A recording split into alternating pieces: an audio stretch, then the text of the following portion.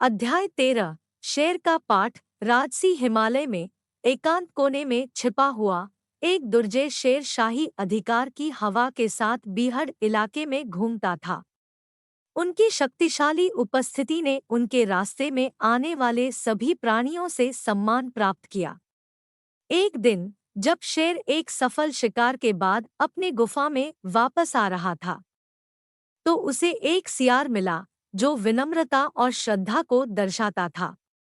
सियार ने शेर के सामने खुद को झुकाया, उसकी ताकत और पराक्रम को श्रद्धांजलि दी। जिज्ञासा को शांत करते हुए शेर ने सियार की हरकत के बारे में पूछताछ की। बड़े सम्मान के साथ सियार ने कहा, पराक्रमी शेर, मैं तुम्हारी सेवा करना चाहता हूँ।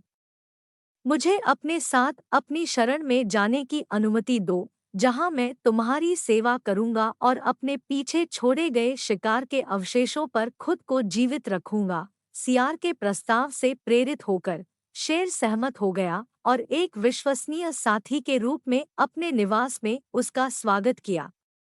दिन हफ्तों में बदल गए और सियार शेर के शिकार के अवशेषों को खाने लगा। बढ़ता मोटा और संतुष्ट शेर की शक्ति और प्रभुत्व के विस्मयकारी प्रदर्शन को देखकर सियार भव्यता का भ्रम पालने लगा। उसने स्वयं को आश्वस्त किया कि उसमें भी शेर के गुण हैं और उसका अहंकार उसके भीतर बढ़ गया। एक दुर्भाग्यपूर्ण दिन। अपने फुले हुए अहंकार को और अधिक न रोक पाने के कारण सियार ने साहसपूर्वक शेर से कहा, हे प्रतापी शेर, देखो, मैं तुम्हारे जैसा ही दुर्जय हो गया हूँ। आज मैं एक हाथी का शिकार करूंगा और उसके मांस को खाऊंगा, बाकी को आपकी खुशी के लिए छोड़ रहा हूँ। सियार को दोस्त मानने वाला शेर उसकी इस दुस्साहसिक घोषणा से अचंभित रह गया। हालांकि सियार के अभिमानी शब्दों से आहत शेर ने संयम बरतने और समझदारी से जवाब देने का फैसला किया। उसने सियार को इस तरह की मूर्खतापूर्ण हरकतों के खिलाफ चेतावनी दी, लेकिन घमंडी प्राणी ने कोई ध्यान नहीं दिया। उसकी भव्यता के भ्रम से अंधा हो गया। सियार की मूर्खता के परिणामों को देखने के अलावा और कोई चारा नहीं बचा था। शेर ने चुपचाप पीछा किया, क्योंकि सियार पास के एक पहाड़ की चोटी की ओर बढ़ा। अपने सहूलियत के बिंदु से उन्होंने हाथियों के एक छोटे झुंड को पहाड़ के तल पर इत्मीनान से चढ़ते हुए देखा।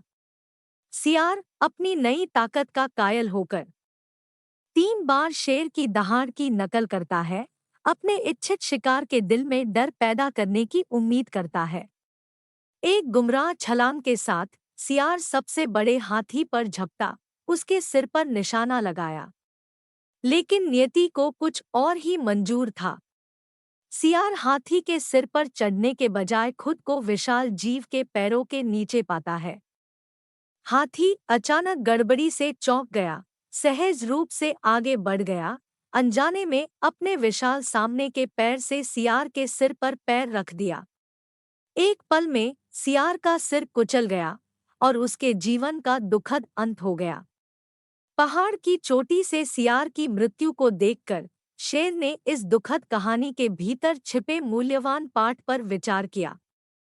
एक उदास आह के साथ उन्होंने अपने आसपास की प्रकृति के विशाल विस्तार से बात की। जो ज्ञान उन्होंने प्राप्त किया था उसे साझा करते हुए, प्यारे दोस्तों, इस कहानी को एक अनुस्मारक के रूप में सेवा करने दे कि सच्ची ताकत बहादुरी या फुले हुए अहंकार में नहीं है, बल्कि विनम्र आत्मजागरूकता में है।